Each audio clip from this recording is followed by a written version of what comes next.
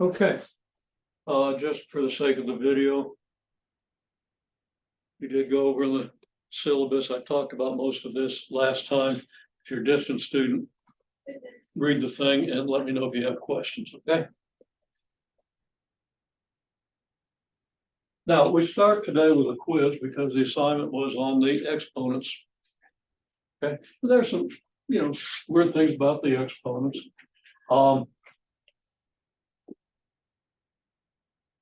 It's over here. So let's make sure we understand what's going on. Okay. X squared y cubed. Well, that equals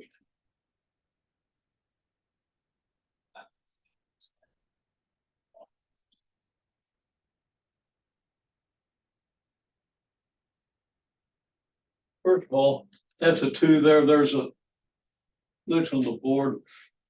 I'm not going to be able to make that any better, but you understand what's going on. You got 3 of them, which is, we could expand it even further. We'd say that's x times y times x times x times y times x times y. Okay. That's what it means. And now we've got 6 x's here. So we could write that as, because we can rewrite the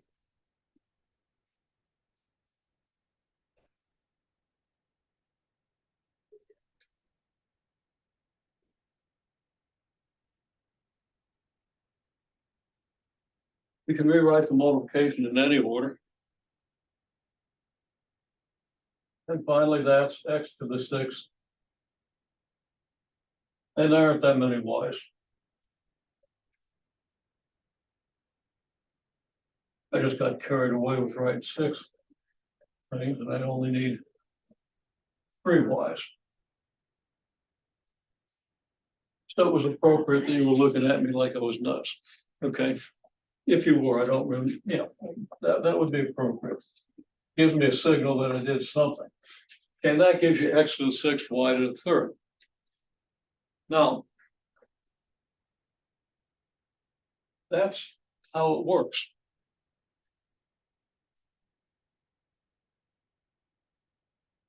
Okay, I'm not going to do this one or this, but I'm going to kind of use a lot of this board to do this one.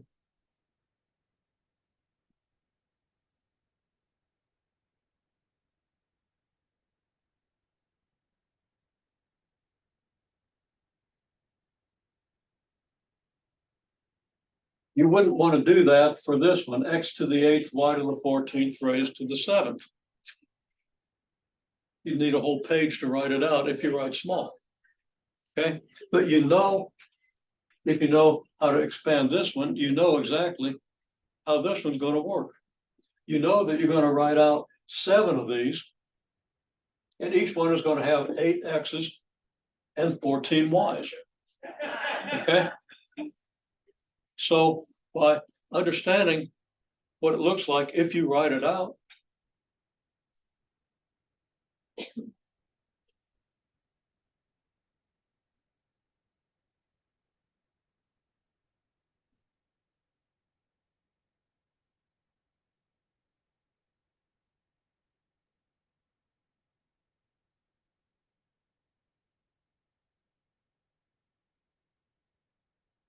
you get 7 groups, each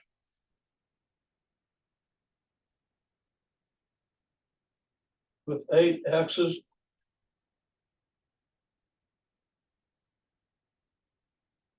and 14 y's. Well,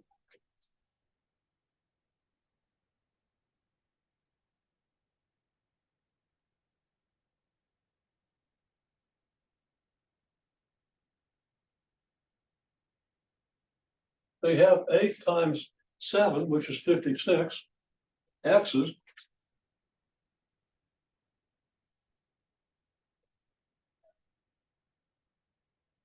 And 14 times 7, which is 98 y's. it would be to your benefit to be able to write it out like this, but I'm not going to ask you to do that explanation on a test, okay? But you're going to be more reliable on a test if you understand this. Fair enough? So you should be able to write this out ideally. Now there's a simple rule. But let me just write out the conclusion from reasoning, then we'll use the rule.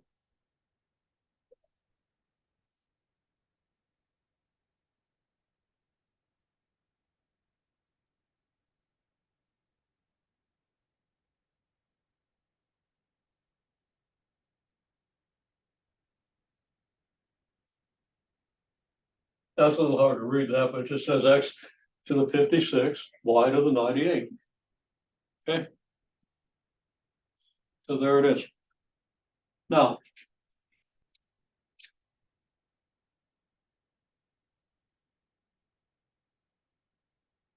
the rule is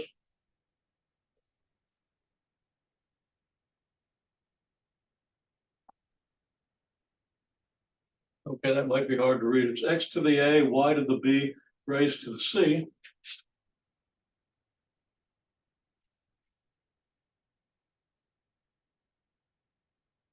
As x to the a times c, y to the b times c. It's an easy rule to remember if you're using it regularly, okay? But it's also an easy rule to confuse with other rules. That's why you want to understand why the rule applies. Fair enough? Okay. Well, fair or not fair, that's the way I think it is. Get the rule down. Now, if we use the rule for these negative exponents, we'll talk more about what negative exponents mean and why they're important. But if you do these things with negative exponents, you can still apply the rule. You just identify A, B, and C and do this. Okay, the rule that works when you have all positive exponents works when some of them are positive, some of them are negative, or even when all of them are negative. So applying the rule.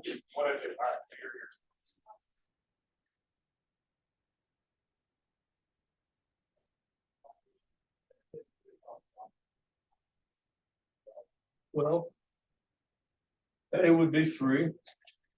C would be -3, and I'm sure everybody sees that because y'all did pretty well with these. There were mistakes, but let's be sure we understand. So that's x to the 3 times -3, y to the -2 times -3. I'll just warn you, it's real easy to put a plus in there accidentally. Okay. Plus doesn't make any sense at all if you understand it like this, okay? So you can always go back to this reasoning and just, you really only have to look at something like x cubed y raised to the 3rd power. Okay. Okay, well, this then equals x to the -9th, y to the 6th. Now there's a little more to it. What do we mean by x to the -9th? Well, x to the -9th is the reciprocal of x to the 9th.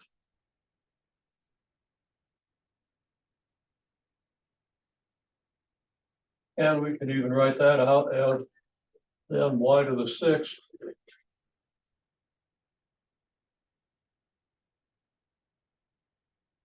over x to the 9th. Now, either form is valid, but you can have questions where you want this form and other questions where you maybe want this form. Like if the question says, write this without negative exponents, then you're going to have to write it like this because this has a negative exponent, right? And then if it says write it without denominators, that means if you've got any denominator powers, you're going to have to use negative exponents, put them in the numerator, or the negative of the exponent. Okay, now just question, why is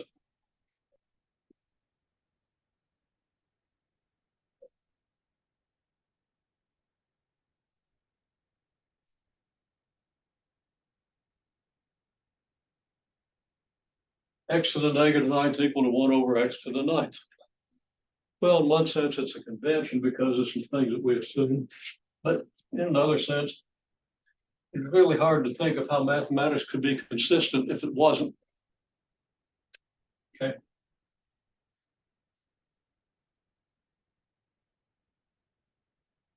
This is because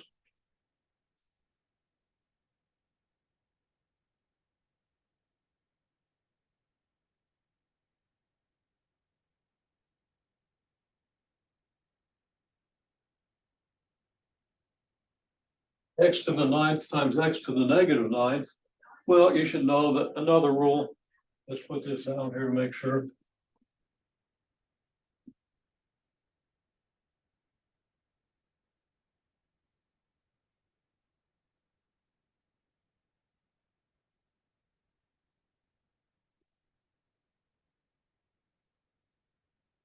X to the A times X to the B equals X to the A plus B. And we could write out an example like this to show why that is. If you don't understand why this could be so, well, I'm going to digress and show you real quickly.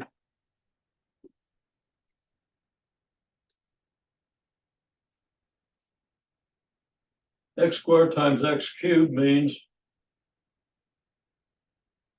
X times X times X times X times X, which equals, how many X's do you have? 5 of them, right?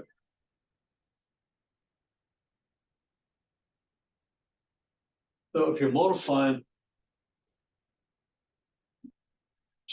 different powers or 2 powers of the same quantity, you're going to add those powers. Okay, because this tells you how many of these there are, and this tells you how many of these there are. You got to be able to contrast this rule with this one. And if you don't remember this simple example and the simple example very similar to this one, you want to make sure that you think about it, and until you do, so that you can always kind of do that, either jot it down on a piece of scrap paper or do it in your head. See, don't make a mistake, because if you make a mistake and we're doing the algebra with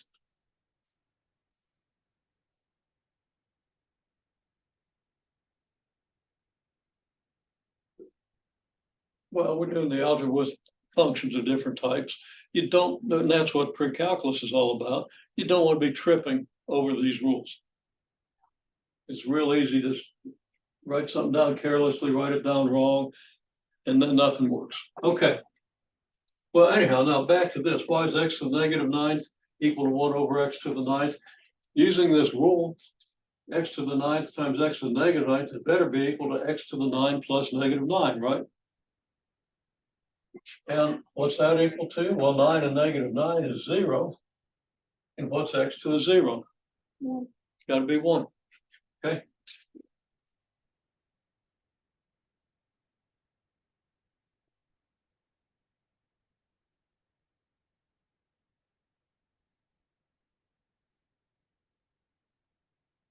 Well,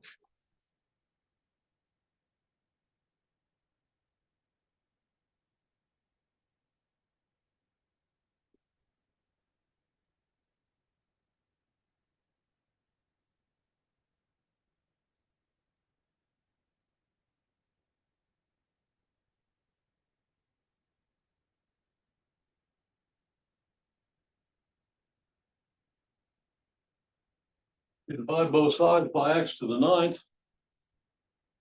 The left-hand side is going to reduce to X.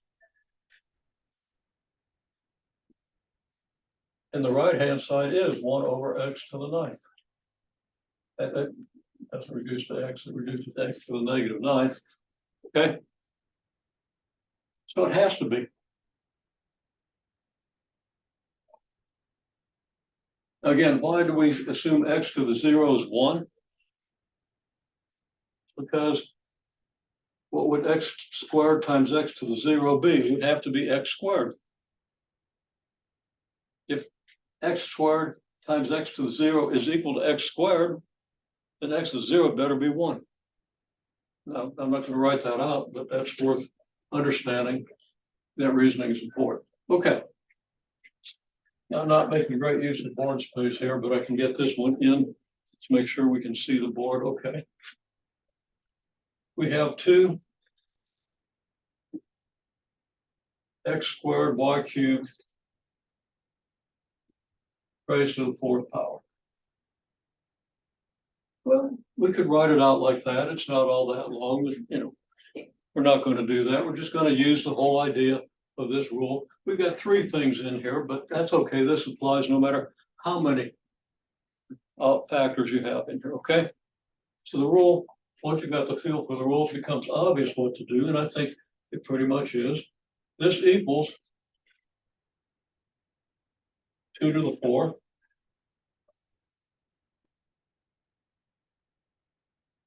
times x squared to the 4th. Now, I could have known better than try to squeeze this in here.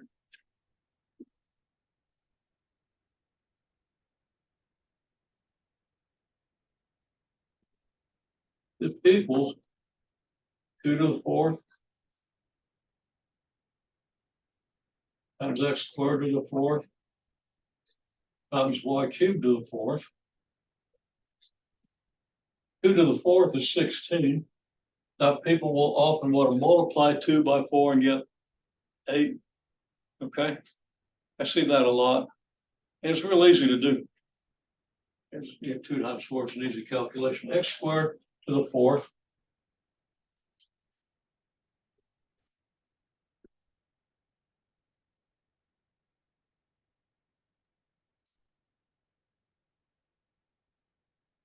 And x squared to the 4th is x to the 2 times 4. Y cubed to the 4th is y to the 3 times 4.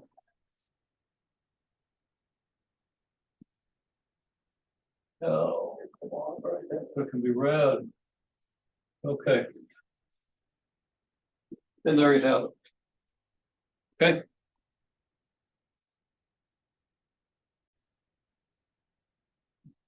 Okay, so I'm going to pose this question.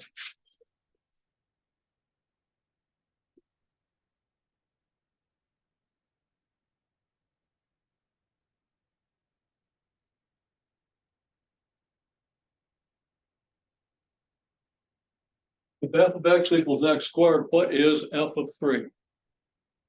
So if you know, just jot it down on your paper. And if you don't know, just give me a big question mark, the way I would have if this had been asked on the very first day of my very tough calculus course, okay? Not that anybody would have answered that. You're supposed to know that, okay? Okay, so you got f of 3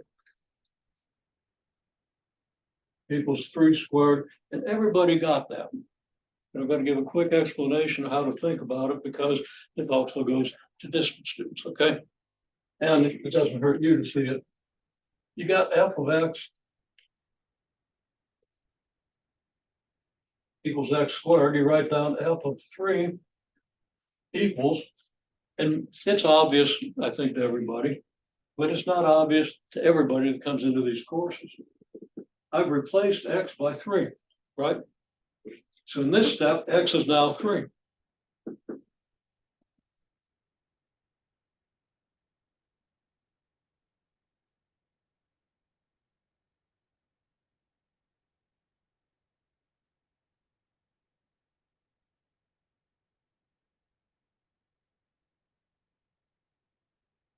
So x is now 3.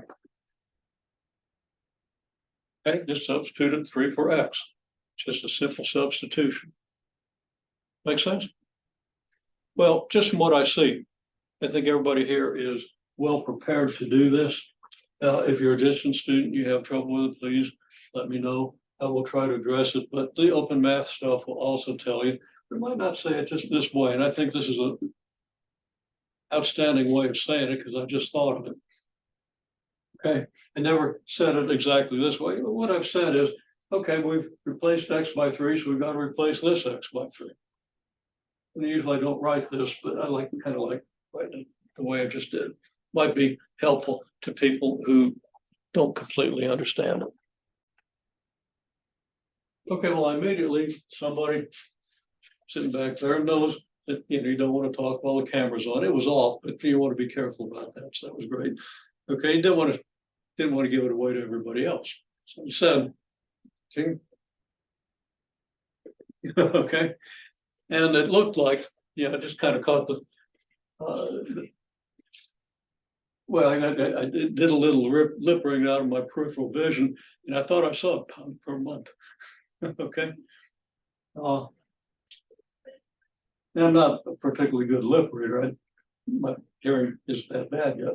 Okay, so anyhow, we go from 20 pounds to 30 pounds in 5 months. Okay, so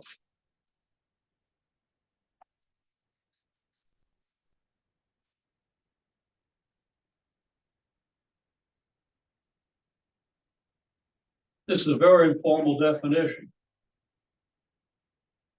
And we need to be more specific about it, but you'll see that in the open math materials. Okay.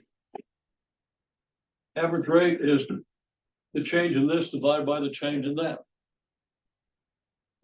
Now, if you're taking pre-calculus, it's often because you're in a curriculum where you're going to have a calculus course in the future. Right here is the foundation of calculus. But we're not going to do a lot of calculus with it, pre-calculus. Okay, so the average rate is change in this divided by change in that. What's this? Well, this is the change in weight. In this case,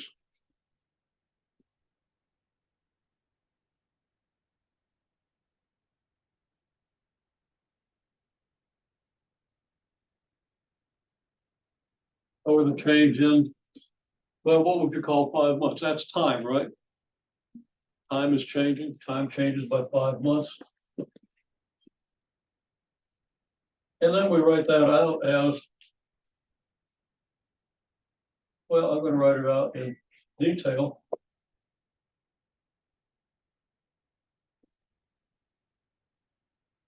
And I'm going to get people mad at me because I keep writing.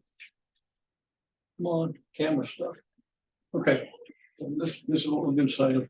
Okay, change in weight is 30 pounds minus 20 pounds. You take the weight you start with and subtract it from the weight you end with. The change in any quantity is the later value minus the earlier value. That's important, and you really want to make sure you understand it. Over the change in time, and I didn't give you 2 times. If I'd have said February to July, then you'd count your months and say they're 5 months. But month 7 minus month 2. Okay. In this case, I just gave it to you.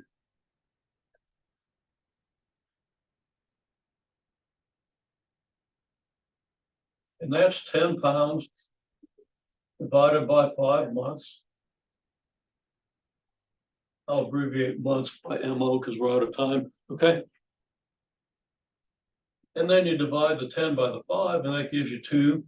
And you divide the pounds by the months.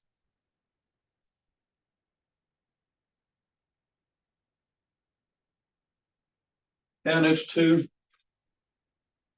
pounds per month. Okay. Well, that's an average rate of change. That's the definition. That's the idea. And you'll see more in the assignment. Now, normally I'm going to give you more preparation, but I kind of want to see what you're able to pick up from the open math. So you don't pick it all up by. Actually, that's due next Tuesday, which means it isn't due till midnight.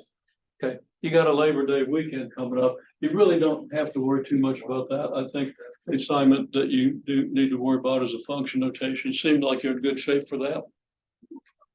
So there it is. Okay. So get that done. Get that done today or tomorrow, and then enjoy Labor Day weekend. Or if there's something you want to enjoy now and put it off to the weekend, that's okay. It's up to you. I do want you to have a break though.